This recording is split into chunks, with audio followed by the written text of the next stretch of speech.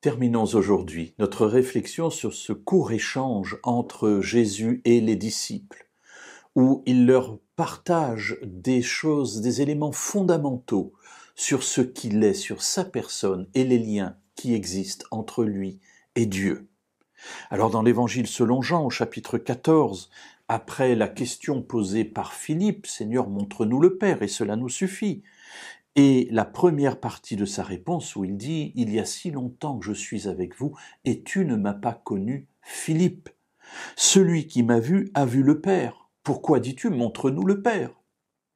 Alors lisons la fin de cet échange, en tout cas pour notre réflexion. Chapitre 14, versets 10 et 11 de l'Évangile selon Jean. « Ne crois-tu pas que je suis dans le Père et que le Père est en moi ? Les paroles que je vous dis ne viennent pas de moi-même. Le Père qui demeure en moi accomplit ses œuvres. Croyez-moi, je suis dans le Père, et le Père est en moi. Sinon, croyez à cause de ses œuvres. » Alors, pour terminer cette série de réflexions, voilà que Jésus nous dit « Il y a quelque chose qu'il nous faut croire. » Alors, vous savez, croire en quelqu'un, c'est mettre sa confiance en. C'est aussi une manière de traduire croire. Dans les Bibles en français courant, très souvent, on nous dit « il a mis sa confiance en ». Alors Jésus nous demande de mettre notre confiance en lui. Et il nous dit la chose suivante, « N'as-tu pas confiance dans ce que je dis ? Je suis dans le Père, et le Père est en moi. » Voilà.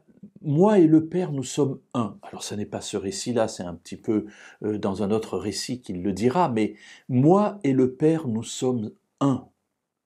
Lorsque Dieu vient sur la terre, c'est bien Dieu qui vient, c'est bien Immanuel, Dieu avec nous, en la personne de Jésus. Ça n'est pas un être humain puissant, ça n'est pas un super-héros, c'est Dieu qui vient dans l'humanité afin de mettre ses pieds dans nos chaussures et vivre comme nous, être tenté comme nous, être victorieux et pouvoir nous donner cette victoire afin que nous passions de la mort à la vie. Ne vois-tu pas, ne crois-tu pas que je suis dans le Père et que le Père est en moi ? Et Jésus ajoute, les paroles que je vous dis, elles ne viennent pas de moi. Le Père qui demeure en moi accomplit ses œuvres. Croyez, sinon au moins croyez dans les œuvres. C'est-à-dire voyez ce que je fais, voyez ce que je dis. Et cela vous révèle tout l'amour de Dieu pour vous.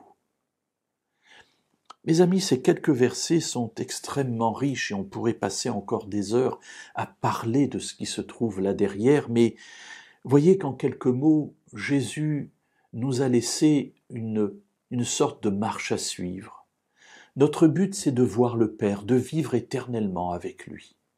Dans cette attente, Dieu a trouvé comme moyen de venir habiter parmi nous et de se révéler à nous au travers de la vie de Jésus qui est dans le Père et le Père est en Jésus.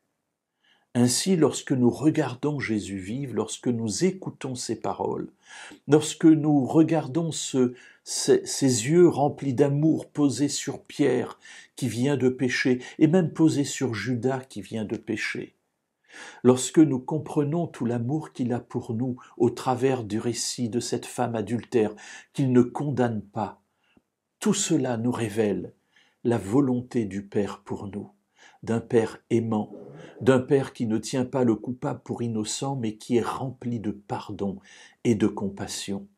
Alors, selon ce que Jésus a dit lui-même, ne soyons pas troublés et avançons avec Jésus, nous laissant conduire à lui, afin de vivre dès à présent une communion avec le Père en attendant la communion définitive et éternelle que nous vivrons lorsque Jésus reviendra.